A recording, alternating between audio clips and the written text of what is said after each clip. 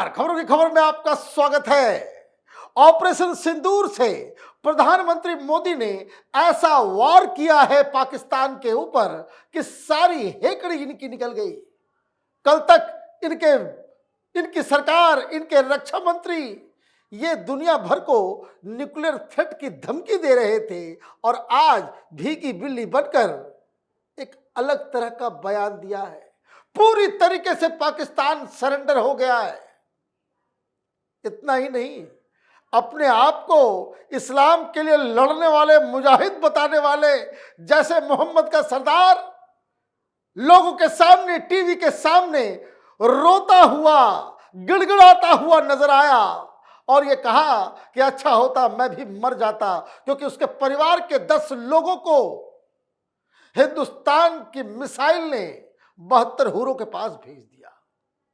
कई सारी चीजें हो रही है और जिन किसी को लगता है कि मामला खत्म हो गया है तो जरा हिंदुस्तान के एक्स आर्मी चीफ के इस ट्वीट को देखिए। उन्होंने साफ साफ क्या लिखा है। अभी पिक्चर बाकी है, अभी तो सिर्फ ट्रेलर है। यह लड़ाई आगे जाएगी और पाकिस्तान को सबक सिखाने के लिए हिंदुस्तान की जाबाज सेना पूरी तरीके से तैयार है। चाहे वो नेवी हो, एयरफोर्स हो, आर्मी हो, पाकिस्तान का कोई चांस ही नहीं है और इसलिए वो गिड़गिड़ा रहा है।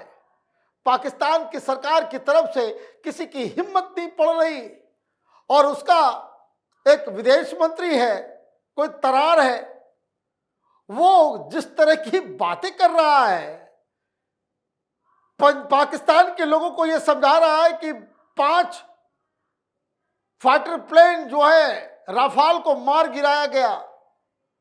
5 मिनट के बाद समा टीवी से उठ के जियो टीवी जाता है, वहां कहता है 6 मार के हमने गिरा दिए और एक ड्रोन साथ में गिरा दिया। बीबीसी के सामने बैठता है, वहां कहता है कि हमने 3 गिराए हैं, 2 ड्रोन गिराए हैं। पता नहीं क्या क्या इन लोगों में चल रहा है, लेकिन कुछ तस्वीरें बाहर आई जिन तस्वीरों से साफ साफ मालूम चल रहा है कि पाकिस्तान की सिट्टी पिट्टी गुम हो गई। पाकिस्तान डर गया है। पाकिस्तान के आर्मी जनरल्स ने साफ साफ कह दिया कि कन्वेंशनल वॉर अगर चलेगा, ना हमारे पास पैसे हैं, ना हमारे पास असला है, ना बारूद है, लड़े तो लड़े कैसे। हमने तो अपना सबसे जो सटीक हथियार था, जो होवित्जर टैंक, उसमें लगने वाले गोले 155 mm, वो तो हमने इजराइल और यूक्रेन को दे दिया। हम तो लड़ ही नहीं सकते और इसलिए हिंदुस्तान का पलड़ा अभी बहुत भारी है। टाइम बीतता जा रहा है। हालांकि अपना पल्ला झाड़ते हुए प्रधानमंत्री शहबाज शरीफ ने यह आदेश दिया है कि आर्मी भारत की कार्रवाई के ऊपर माकूल जवाब दे और अपना पिंड इससे छुटा लिया कि बाकी कोई हमारी जिम्मेदारी नहीं है। प्रधानमंत्री कहेंगे हमने तो मुनीर को कह दिया था कि भाई जवाब दो, और मुनीर जवाब नहीं देगा तो उसमें हमारी क्या गलती है। लेकिन इनके मंत्री क्या कर रहे हैं? मंत्री ने गजब यू टर्न लिया।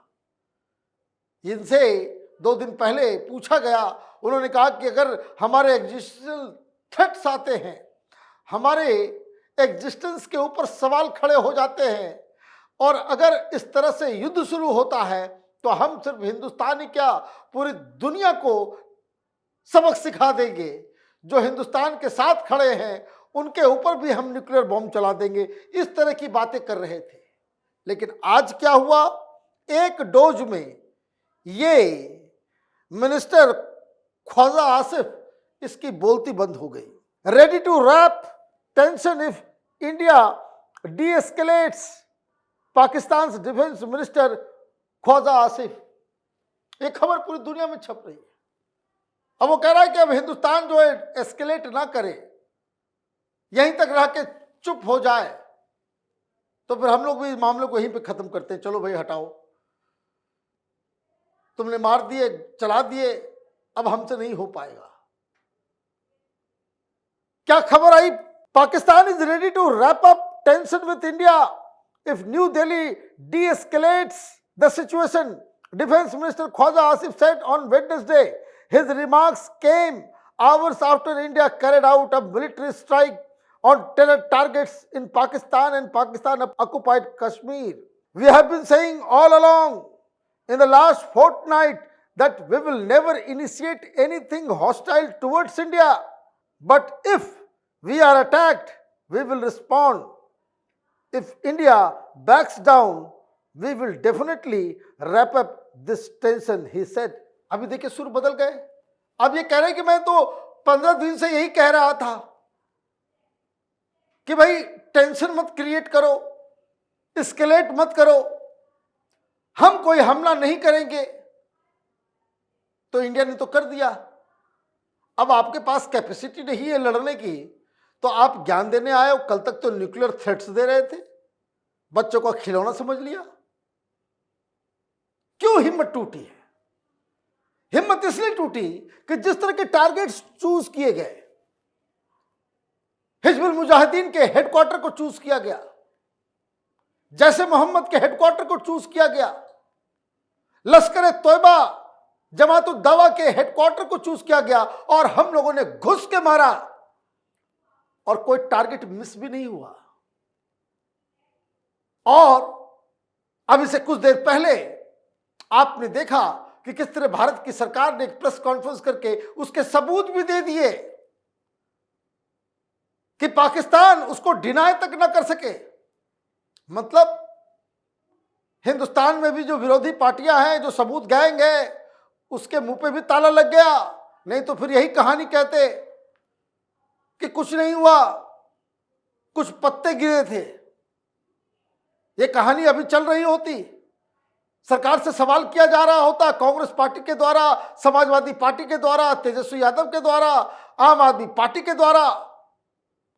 लेकिन सबूत के साथ जब ये सब कुछ आया, तब पाकिस्तान के अंदर लगा कि भाई अब क्या करें, हिंदुस्तान से तो लड़ा नहीं जा सकता।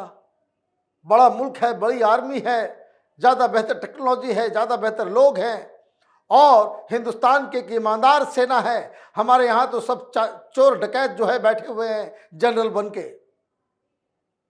और जिन लोगों को कश्मीर में और हिंदुस्तान में भी कुछ वाहियात किस्म के लोग हैं, जिनको लगता है पाकिस्तान न्यूक्लियर स्टेट है, कोई नहीं कुछ बिगाड़ सकता, हिंदुस्तान में कुछ होगा, पाकिस्तान मदद करने के लिए आएगा। कई कश्मीरियों को यह कंफ्यूजन था। आज ये कंफ्यूजन टूट गया। क्यों? क्योंकि आज जैसे मोहम्मद के हेड जनता के सामने आए तो रोते बिलखते हाफिज सईद और ये अजहर मसूद, ये तो कायर है। आईएसआई ने इसे इनके हेडक्वार्टर से अलग किसी अज्ञात जगह पे रख रखा है, बाकी परिवार वही है। हाफिज सईद का बेटा मर गया और ये मसूद, उसके परिवार से 10 लोग मर गए और 4 इसके बहुत ही नजदीकी कमांडर्स, उनकी भी मौत हो गई। एक जगह एक परिवार का 14 आदमी निपट गया, और जब ये बाहर आया तो रो रहा था, कह रहा था कि इससे बेहतर तो मैं मर ही गया होता। देखिए खबर छप रही है पूरी दुनिया में। जय chief says 10 family members 4 aides killed in Indian strike report.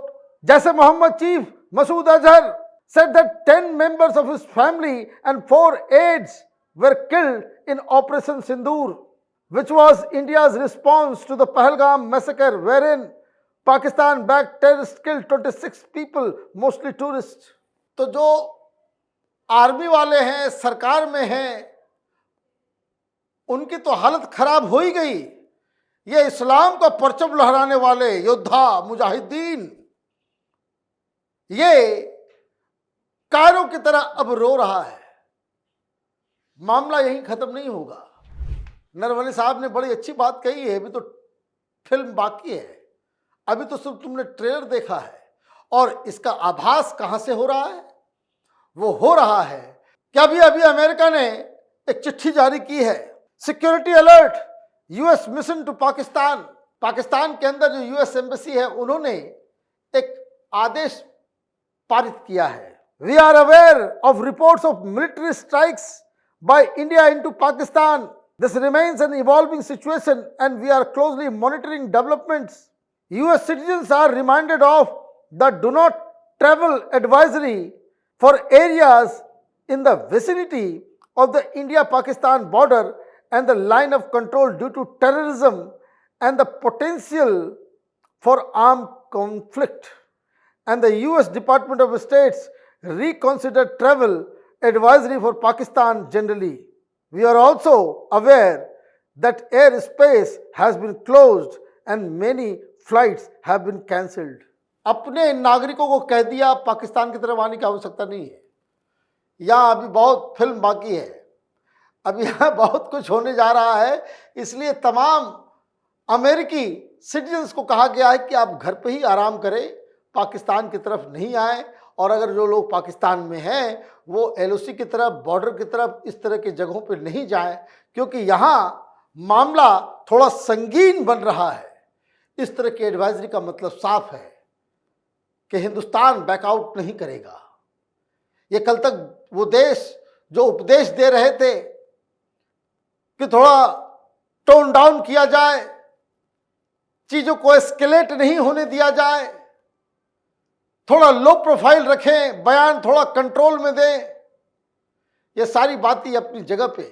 लेकिन प्रधानमंत्री मोदी ने आज रात 1:15 बजे जो काम किया, जो फैसला लिया, जो बहादुरी दिखाई, और हिंदुस्तान की सेना ने जिस क्लिनिकल प्रिसीजन के साथ इस पूरे ऑपरेशन को अंजाम दिया, ये काबिल तारीफ है। पूरी दुनिया में भारत की तारीफ हो रही है। सारी जनता ये कह रही है कि ये हिंदुस्तान ही है, ये प्रधानमंत्री मोदी ही है जो इस इस्लामिक जिहाद से, ये इस्लामिक फंडामेंटलिज्म, इस्लामिक टेररिज्म से लड़ सकते हैं। आप देखते रहिए कैपिटल टीवी। हमारे वीडियोस को लाइक कीजिए, शेयर कीजिए और हमारे चैनल को सब्सक्राइब कीजिए। धन्यवाद।